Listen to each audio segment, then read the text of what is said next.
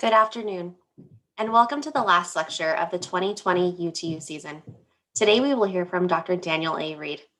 I am Brooke Abel, coordinator of the UTU lecture series, and will be moderating the lecture. If you have any questions for Dr. Reed, please comment in the YouTube chat throughout his presentation. We will address your questions during the Q&A portion of the event. It is now my pleasure to introduce our presenter. Dr. Reed is a Senior Vice President for Academic Affairs and Professor of Computer Science and Electrical Computer Engineering at the University of Utah. Previously, he was Vice President for Research and Economic Development, University Chair in Computational Science and Bioinformatics, and Professor of Computer Science at the University of Iowa. He also served as Microsoft's Corporate Vice President for Technology Policy and Extreme Computing. Dr. Reed is currently a member of the National Science Board, which provides oversight for the U.S. National Science Foundation, chairs the Department of Energy's Advanced Scientific Computing Advisory Committee, and serves on a number of other boards across the nation. Dr. Reed, welcome and thank you for joining us. Thank you so much, Brooke. Let me get my screen up here and we will jump into things. So delighted to be here. I'm going to tell you a few stories, I hope not fables, about the history of the internet and some stories about some individuals I've known over the years. So here's a little bit of the roadmap, a little bit of technology history and context, a little bit about the ARPANET, which is the Advanced Research Projects Agency Network. I know that's a mouthful, which is really the progenitor of the internet as we know it. Some stories about my time at the University of Illinois and the birth of the web browser Mosaic and the dot-com boom that followed. Some stories about e-commerce, social media and clouds, my time at Microsoft working on cloud data centers and sort of the birth of software and everything as a service. And if we have any time left, a little bit about privacy and futures. And I'm going to do that through some of the context that Brooke just mentioned, but in addition to work with the United Nations and various federal agencies and various national advisory committees, as well as some dirt under the fingernails activities of my own over the years. So maybe we ought to start and just sort of think about where the world was 50 years ago. The Apollo 11 landing on the moon had just happened. The 747 was just beginning. Ironically, 747s are largely being retired now, and Pan Am, well, it no longer exists. The Vietnam War was raging, and Jimi Hendrix became a legend at Woodstock. It's been a long time ago, but that's about the time that the internet as we now know it really had its beginnings. And so here's another way to think about where things were in terms of technology 50 years ago. Intel and AMD, the two companies that make the x86 microprocessor, had just been founded. Xerox had just invented the laser printer, the undercurrent of what we all use and photocopiers everywhere. Ironically, IBM was the first to market with laser printers, not Xerox. And who knew that 50 years ago, I would have imagined I would be at Microsoft working for Bill Gates. But still to come at that point 50 years ago were both Apple and Microsoft. They had yet to appear. And the personal computer that we sort of know of was really a gleam in the hobbyist's eye. The Altair 8800 that you can see a picture of here at the bottom had just been featured in Popular Electronics. And it was a thing that geek hobbyists everywhere lusted in their heart to have as a hobbyist toy. But computing as we know it was still a world of mainframes and large rooms and a whole lot of infrastructure and multi-million-dollar prices. But about this time, an interesting thing happened. One of the early leaders of the Defense Advanced Research Projects Agency, Licklider, wrote a really interesting essay. And you can read the words faster than I can, but the key thing is what's in italics. He said, Imagine a network of computer centers connected to one another by wideband communication lines and to individuals by leased wire services.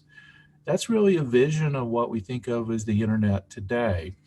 And I'd sort of, to give you a sense of the degree of prescience, this is 1960, ask yourself what idea any of us might have that we might look back in 2080 and have people say, wow, that was a radically predictive, accurate vision of what could be.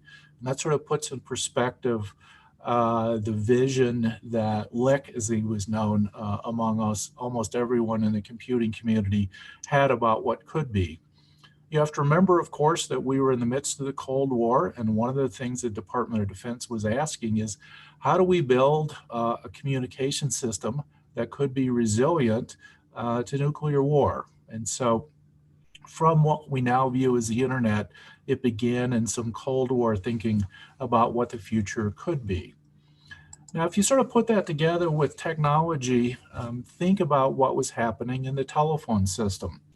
And I'm old enough to remember when I had, growing up in a small town in Arkansas, we shared a party line. There were multiple people who shared the phone line. You sometimes had to shoo someone off the line in order to make a phone call. And I suspect some of you probably remember those days as well.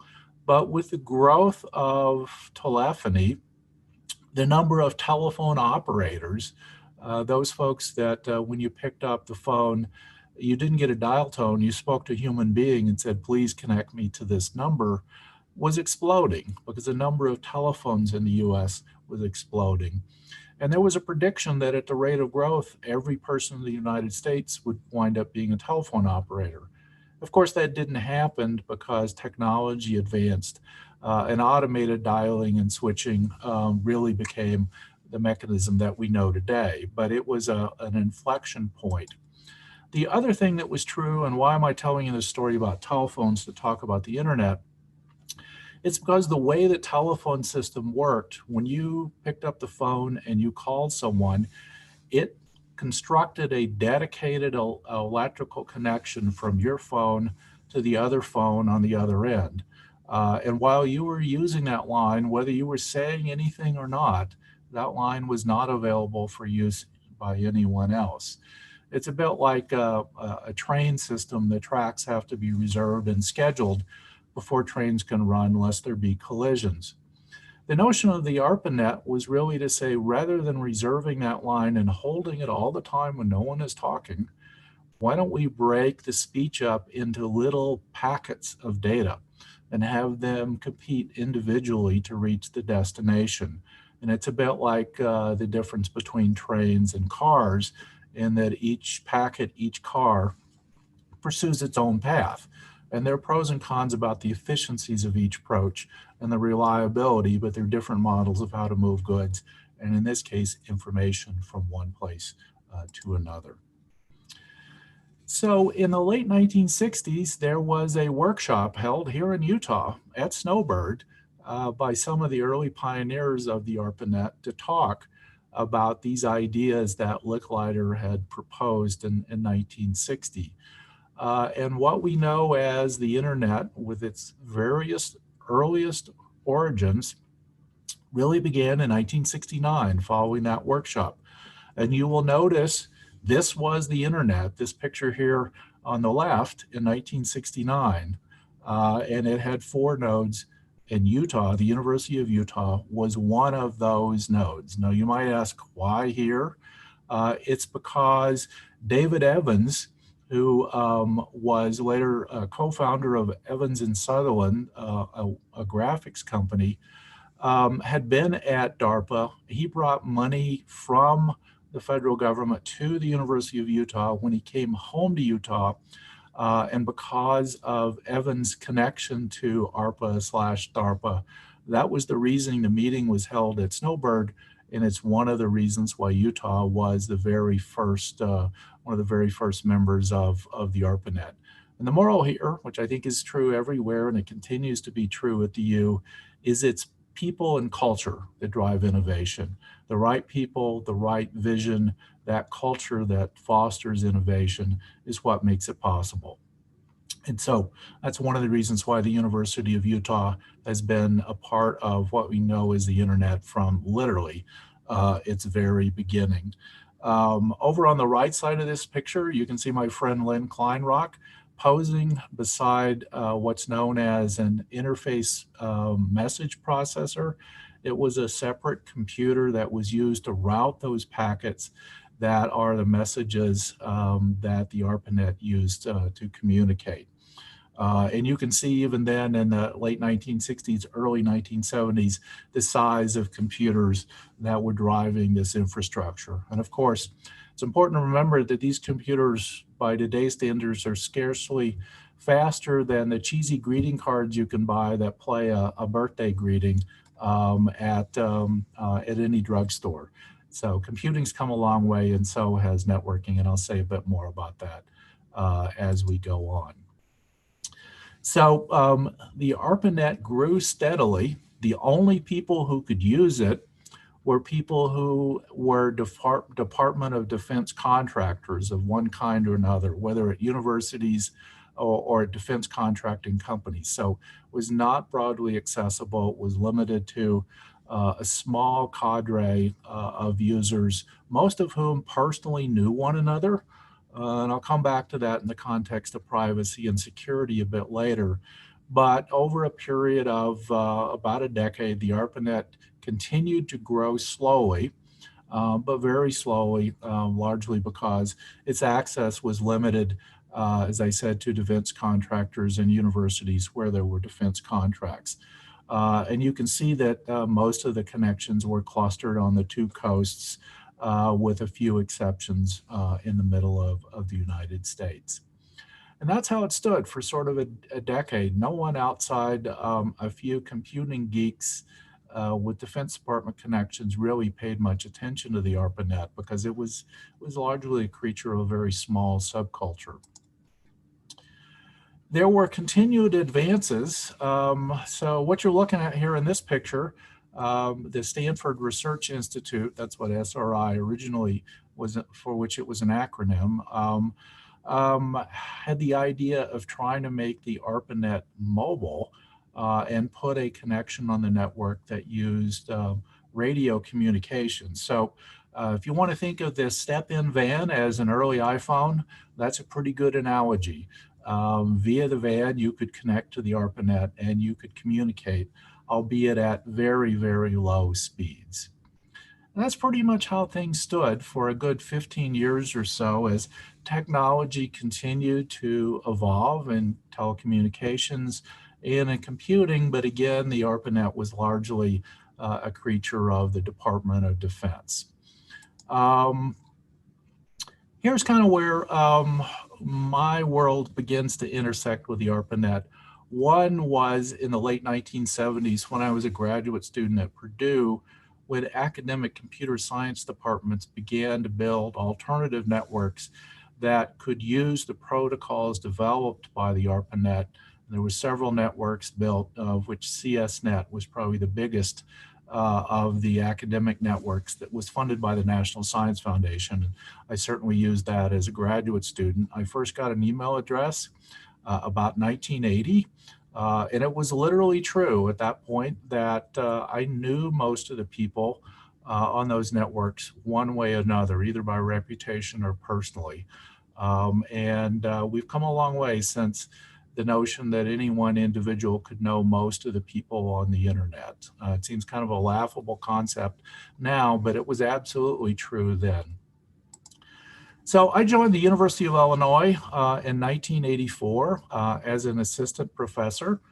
And one of my colleagues, Larry Smarr, wrote a proposal to the U.S. National Science Foundation proposing that academia buy supercomputers, which in this context mostly meant buying a Cray supercomputer. And at Illinois, this was known as the Black proposal because the cover was black, and it was roughly a $50 to $75 million proposal sent in for which there had been no invitation and no solicitation. So it took a lot of chutzpah, excuse me, for my colleague Larry Smarr with his colleagues to do that.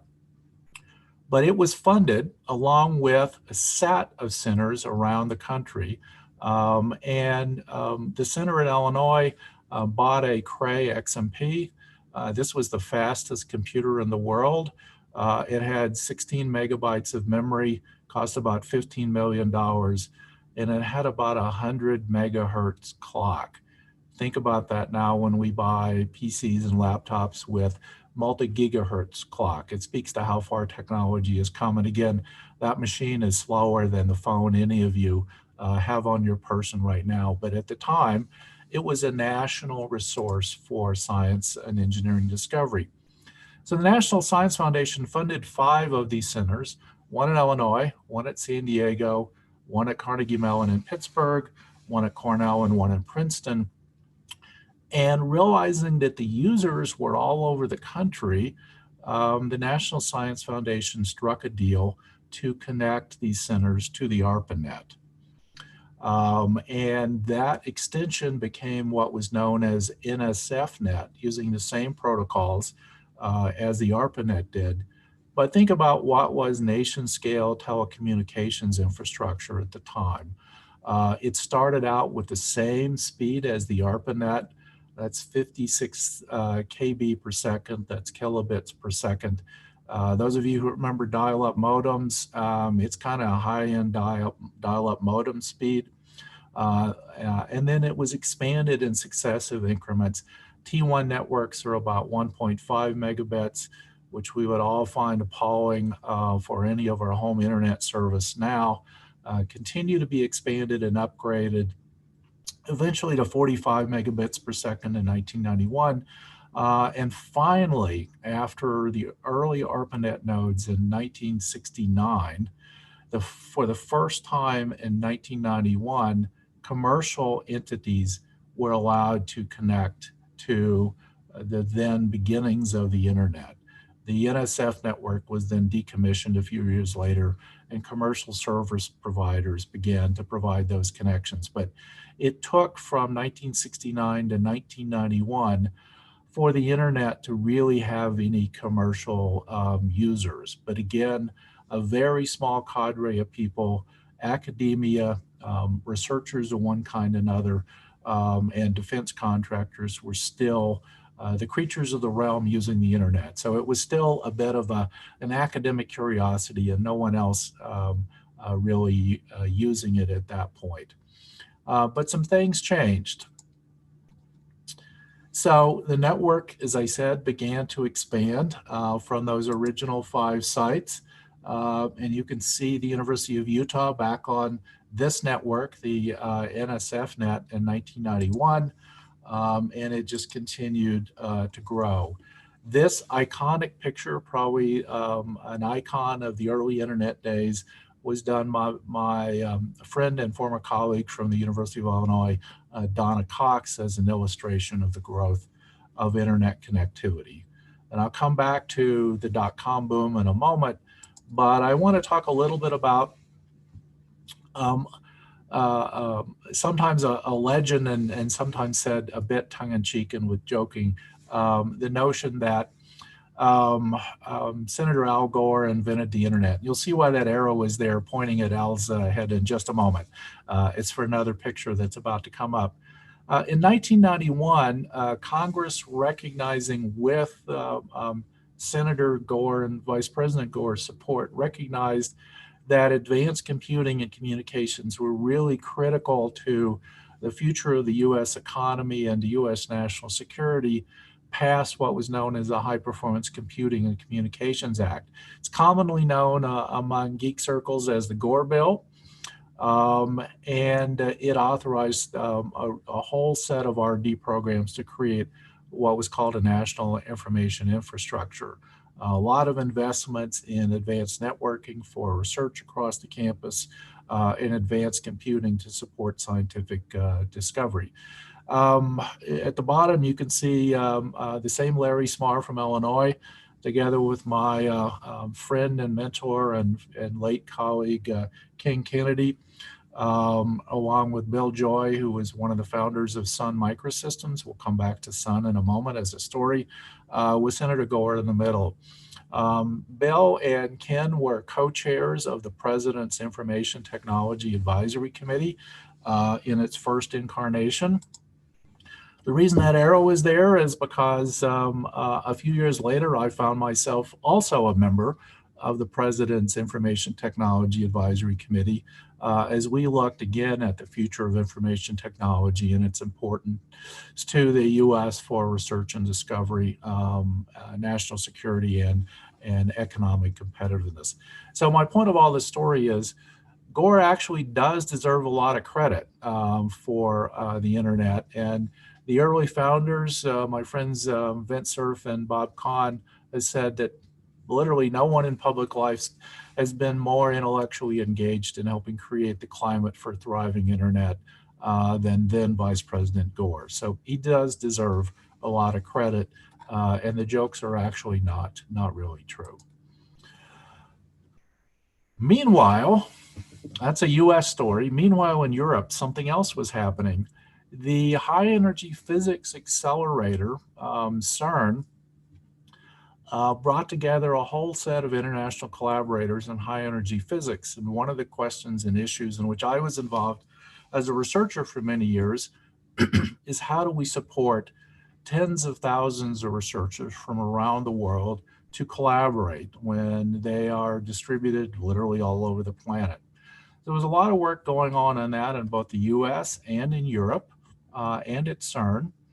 And one of the things that emerged from those research collaborations was something called the Hypertext Transport Protocol.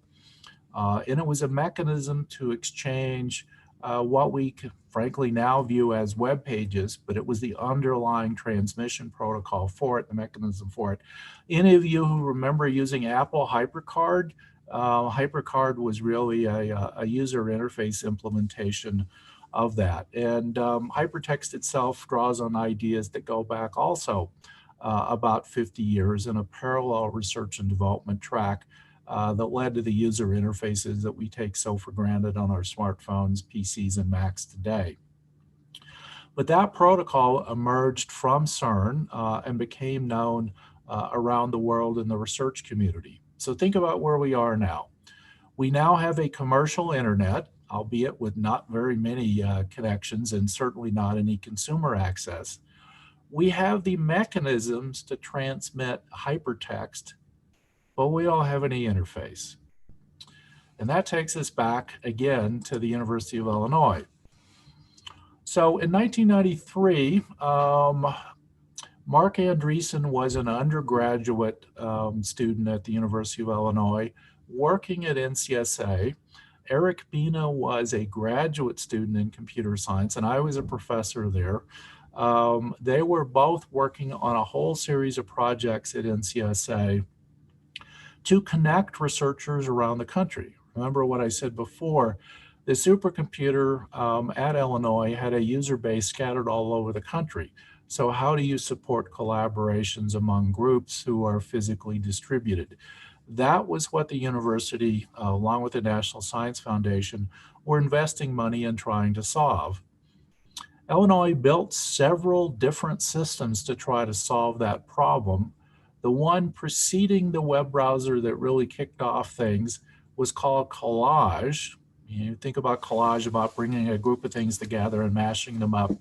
From there, Mosaic, you can see the language theme, was a follow-on project. So Mosaic was released in 1993. I remember using it literally a day or two after the first version was made available on campus. And a few weeks later, John Markoff, also an old friend, but a reporter for many years for the New York Times, came to Champaign-Urbana at the University of Illinois and then wrote a story about Mosaic, the first graphical web browser. And it appeared in the December 8th, 1993 issue of the New York Times. In the C section on the front page, called A Free and Simple Computer Link, NCSA's Mosaic program. And what he wrote in the article, I'll just read a line or two. Think of it as a map to the buried treasure of the internet age. And he goes on to say it's free and available to connect to the global internet.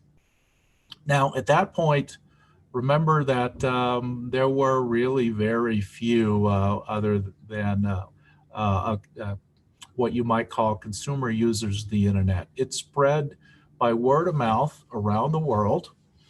And the growth was just explosive in academia. Here's the way to think about how small the internet and the world of web pages were. For several months, probably a year or more, NCSA published a notice every time anyone in the world put up a new web page. Think about that for a moment. To list every web page that appeared, and you can see looking at this picture, there were a few each day. And so people go off and explore and say, oh, cool. The Navy Research Lab has got a website up. I wonder what they're doing, and would go look. Mark Andreessen, who's now head of Andreessen Horowitz, the venture firm, was also simultaneously working as an undergraduate researcher for the faculty member in the office adjoining mine. And things really took off. I found myself jumping in, looking at the explosive growth of demand and us looking at where that global demand came from, how we could actually support web servers really efficiently. So my students and I spent a lot of time working with NCSA optimizing web server design, and some of those optimizations live on today. And particular things for those of you who are a little more geeky around round robin DNS. DNS is a domain name service, how you turn names of websites into internet addresses. And that's a picture of me. You can see there in the middle when I was a little younger and had a little more hair, looking at some visualizations of internet traffic. So a couple things started to happen then. So Mosaic is out in the wild, and it's being picked up by academia. And it wasn't too long before Mosaic software was licensed by a group of people to start Netscape. And I'll say a word more about the Utah connection to Netscape in just a moment. But as it started to gain steam, Microsoft began to worry. And this is a memo from Bill Gates to the executive staff saying the internet's at the forefront of this, and developments on the internet over the next several years will set the course of our industry for a long time to come. Little did I know in '95 I'd be working for Bill Gates. I'll come back to that story later, but it led to Microsoft jumping in, as they say, with all 4 feet into developing browsers for Microsoft Windows. And so you have this competition going on between the startup Netscape and Microsoft, which of course in part led to the antitrust suit against Microsoft. The long story about that. But there was a really incredible competition going on between the startup Netscape, which originally was called Mosaic Communications, was founded in April of '94. It was supported by Kleiner Perkins, but Utah's own Jim Clark was one of the founders. So let me talk to you about a little bit of the relationship of all these pieces. So remember I mentioned Collage as one of the research collaboration tools for supercomputer users. As I said, that spawned Mosaic. Mosaic, the software web browser, was licensed to an Illinois company called Spyglass, which licensed it in turn to Microsoft, and that's how Internet Explorer really took off. Most of the students and staff who worked on Mosaic at Illinois, Jim Clark, who got a PhD in computer graphics from Utah, and was one of the founders of a graphics company called Silicon Graphics, flew into Champaign-Urbana, rented a hotel suite hired up most of the Mosaic developers, took them to California, and founded Netscape. And Netscape, as I said, and the Internet Explorer clashed in a classic antitrust suit that involved Microsoft.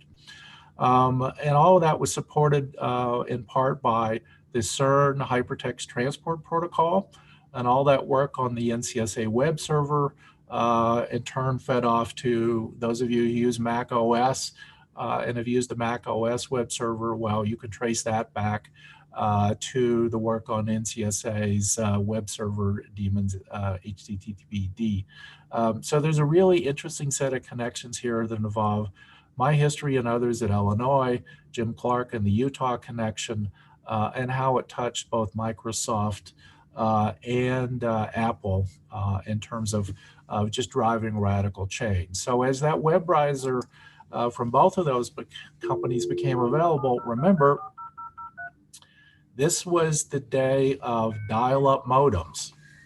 So speeds that when I first started using computers were 110 baud, and modems went up basically to higher and higher speeds.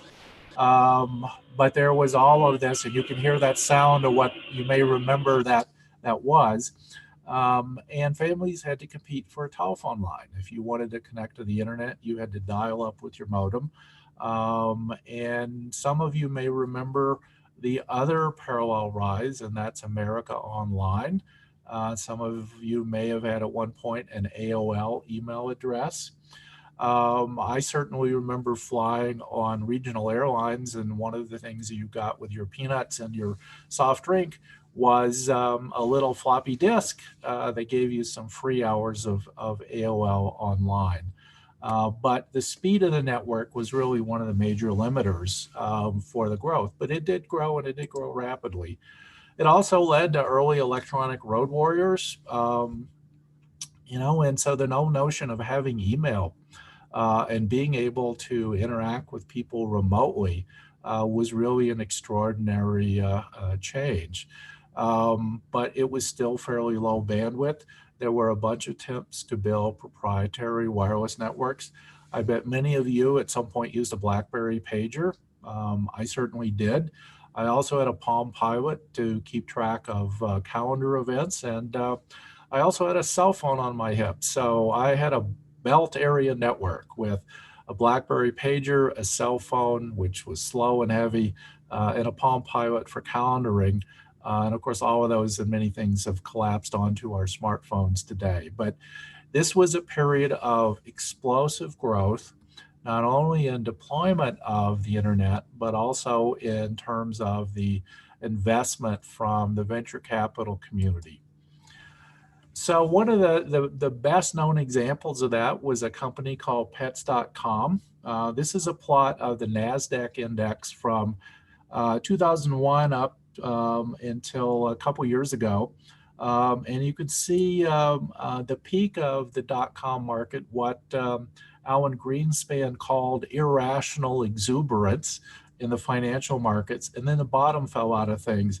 And it took almost a decade for the NASDAQ to recover. But pets.com is an interesting case. The original pets.com, not the one that exists now, that reclaimed the name, was founded in '99. It went public for about $82 million. And when it went out of business, the shares had dropped to 22 cents each. But to give you an idea of the sense of froth, think about Super Bowl ads now and how we watch those. They're sometimes more interesting than the game. Pets.com spent $2 million on a Super Bowl ad in 1999. What they neglected to realize was the market ultimately does rule.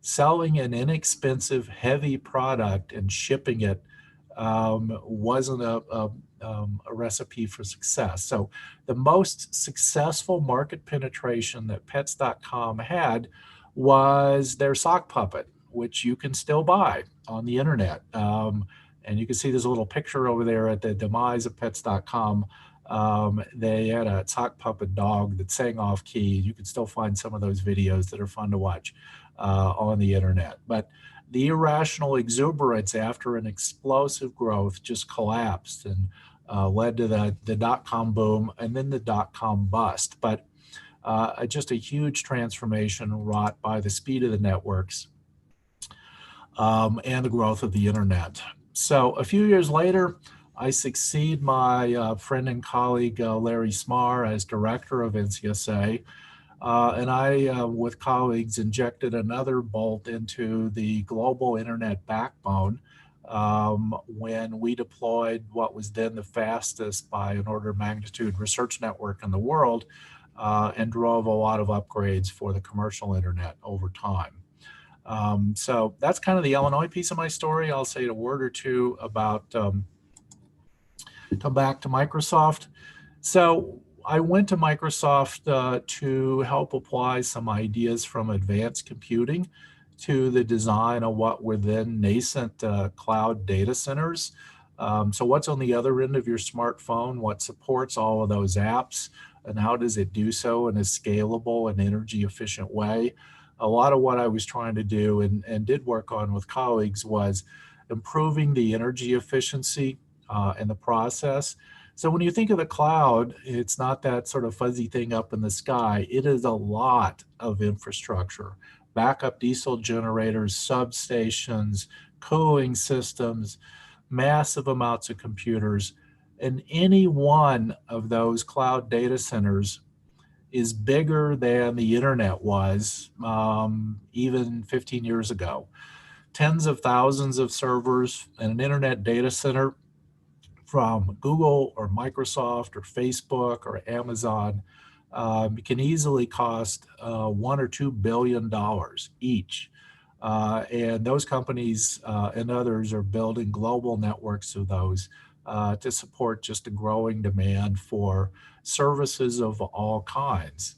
And so if you think about sort of the second dot-com boom, it's really services, everything as a service. In fact, some of the internet community joke about, how we're trying to build all the things that we took for granted as children as software services. But what really changed?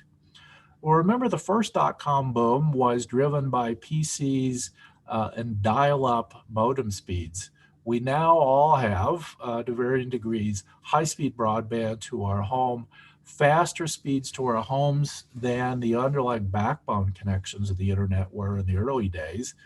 We have in our hands computing power that is each for each of us faster than those supercomputers that were the original impetus for connecting some of those sites.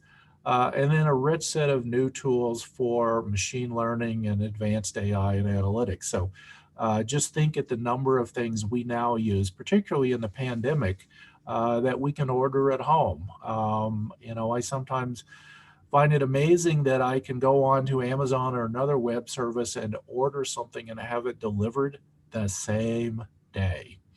And that's pretty extraordinary when you think about it. So many different kinds of things, but whether it be entertainment with things like Netflix, job hunting with LinkedIn, social media around Twitter, how much it has affected our social and political consciousness, food, transportation with Uber and Lyft, entertainment, as I said, services for businesses, web services from Microsoft and Google and Amazon, dating services, the list goes on and on. It's really all at our fingertips, enabled by that back-end cloud infrastructure, those high-speed networks, and really the smartphone in our hands. And, here's kind of another way to think about it. In many ways, most of the things that we used to have on our desk, they now have now have electronic analogs. So how we communicate, how we calendar, all of those things are now in the palm of our hands.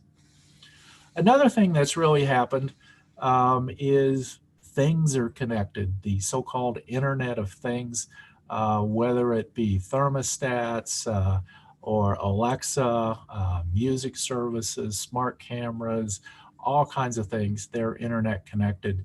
There are a set of interesting privacy questions about those, but it has really transformed our world. It's not just the information, but it's devices that are connected today. And again, it's made possible by really high-speed wired and wireless connections, and along with a lot of embedded intelligence, in some cases so-called edge AI, that puts advanced computing and AI systems in the devices that are in our homes and our cars. The other thing to sort of think about is information has become one of the world's most valuable resources. Not oil, but information. And you can see that in the way it has transformed our world. I'm going to show you a chart of market capitalizations of companies to kind of drive that home. So everything that we might think of as a computer company, its market cap is in those blue bars. The Chinese internet companies are the so-called BAT companies, Baidu, Alibaba, and Tencent.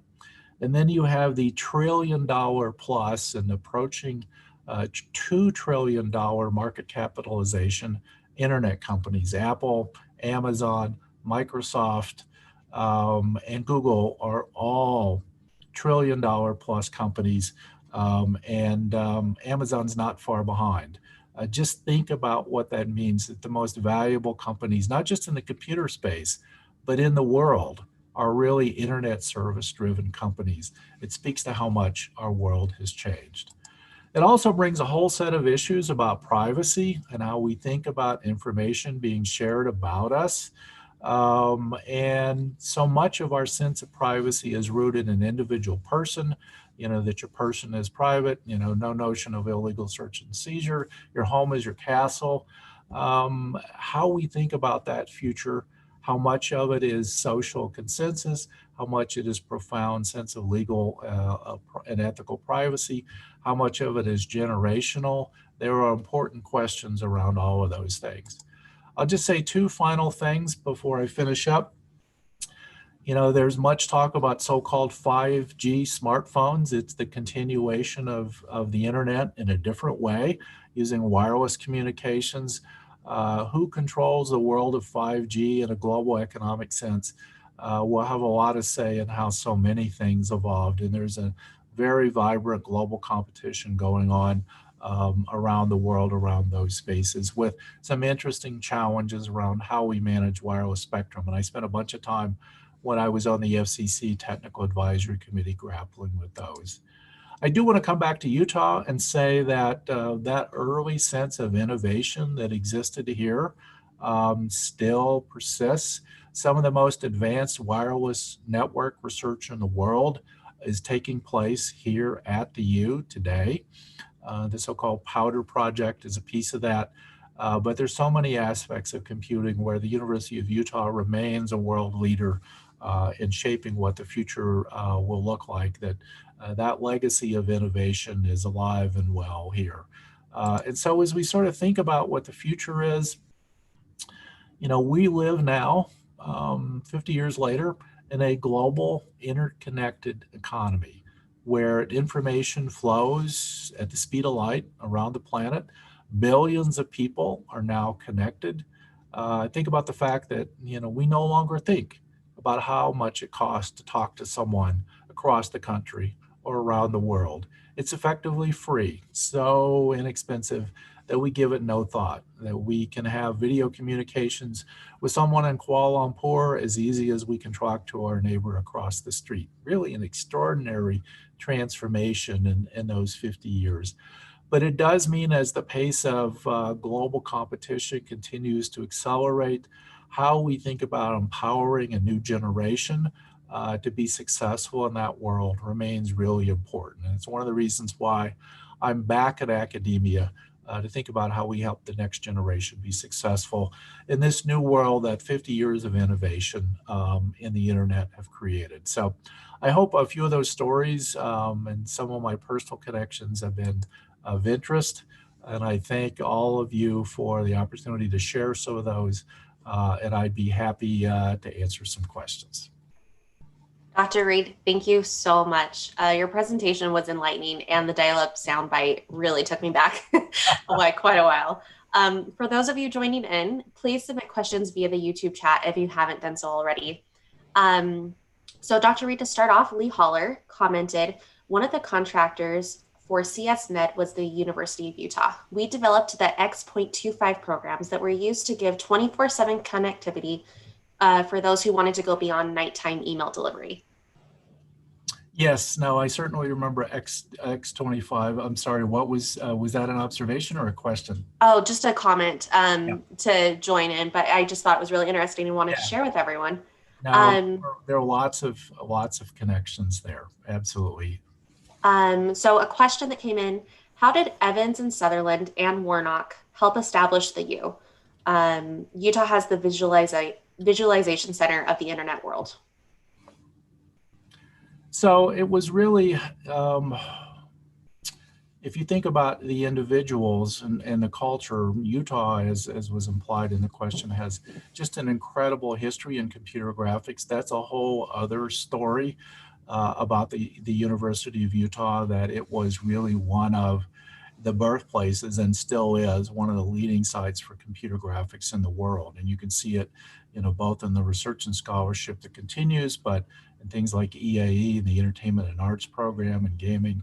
But it was that a small number of people, who had Utah connections, who brought back their national experience and connections to the national research community, and of course, funding that went with it. There's a reason why that Snowbird meeting was really about the birth of the internet. It was because of those relationships that the individuals had. And that's been my experience throughout, that a small number of people really can change the world, because what you really need is a sense of the possible, a vision of what might be, and the web of connections to make it real. And that's one of the reasons why I came to Utah, was because I knew all that history.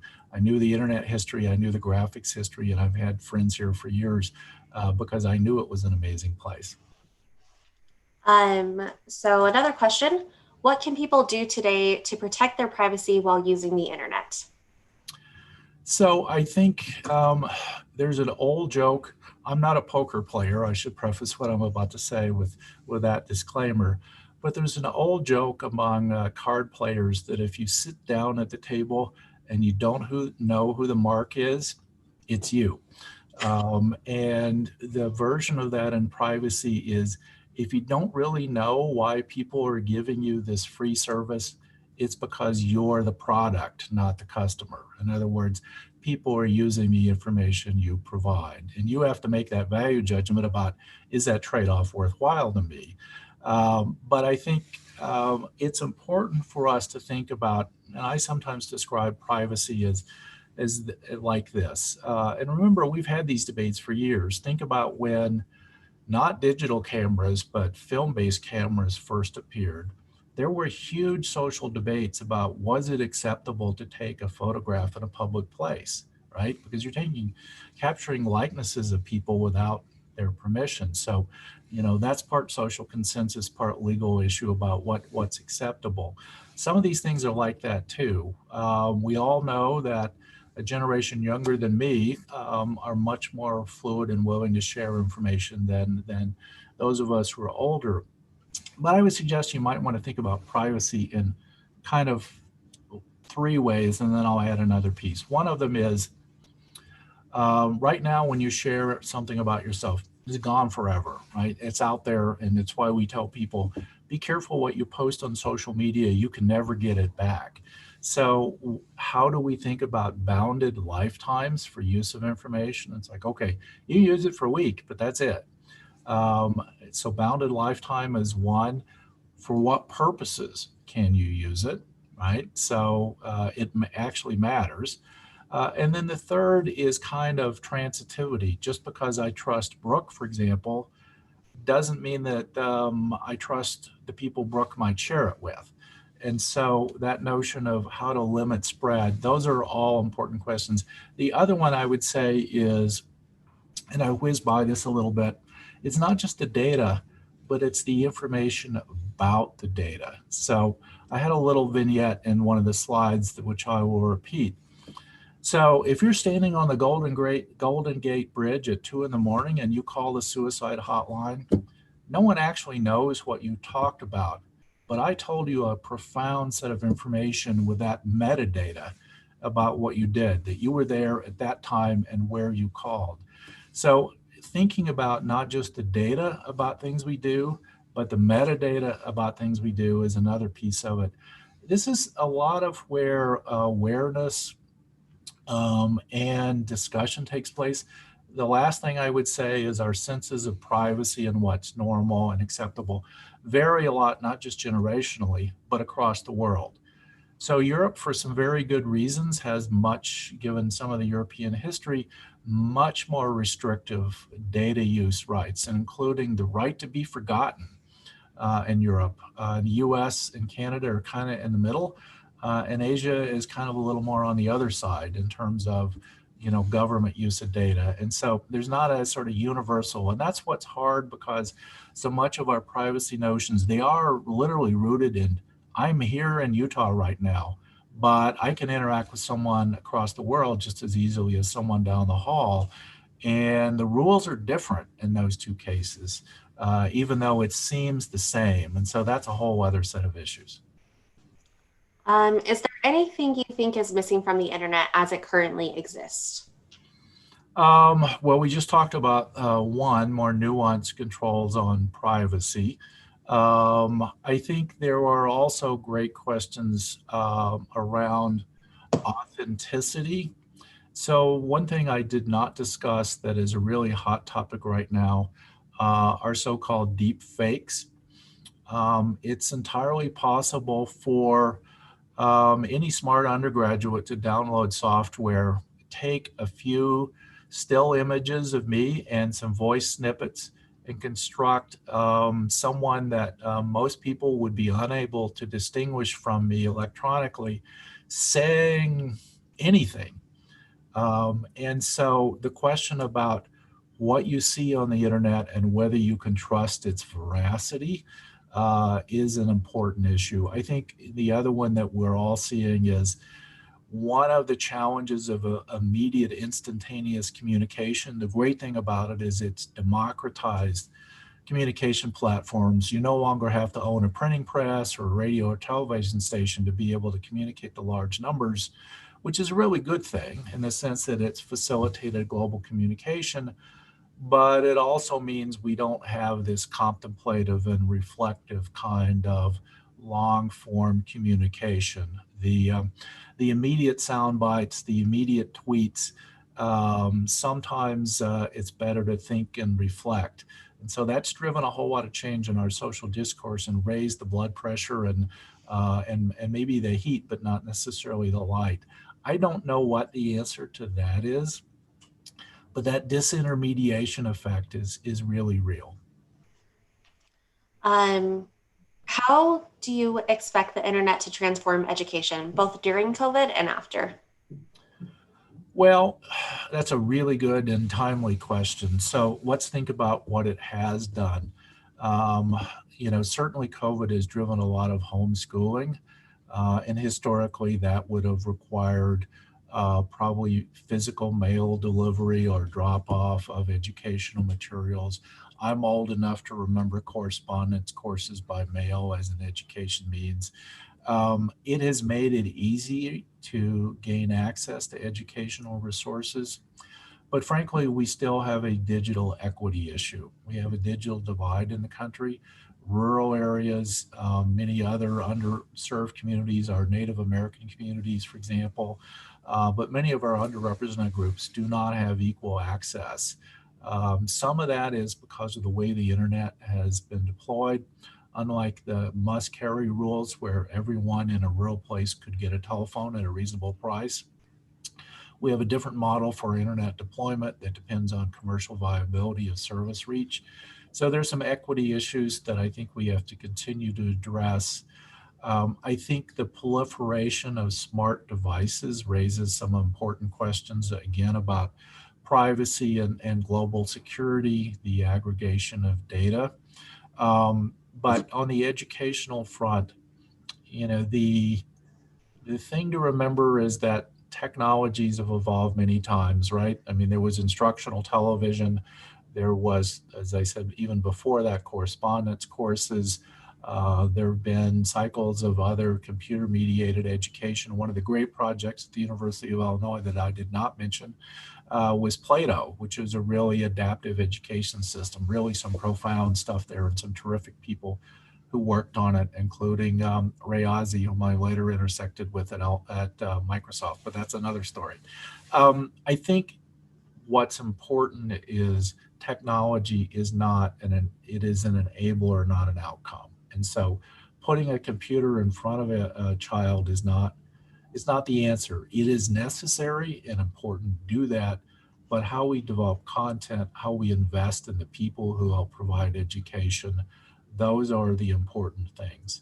But the good thing, think about this, and I'll end on the positive note about it. If you have a smartphone, and all of us do, you can in that smartphone hold, absent the video and some of the images, the book content of the entire U.S. Library of Congress. Think about that for a moment, that you can, for a few $100s, put in anyone's hand more knowledge than you could learn in a lifetime. That's a profound opportunity if used wisely, and that's the democratizing part. Is we can empower people, but we have to commit the human resources and the other financial ones to take advantage of that opportunity. Thank you. And you were right. That is a great note to end on, a very positive note. So, Dr. Reed, thank you for your presentation. And everyone else, thank you to everyone that joined us today, as well as throughout the 2020 season. We've enjoyed sharing the many great things happening at the U with you. We hope you have a wonderful afternoon.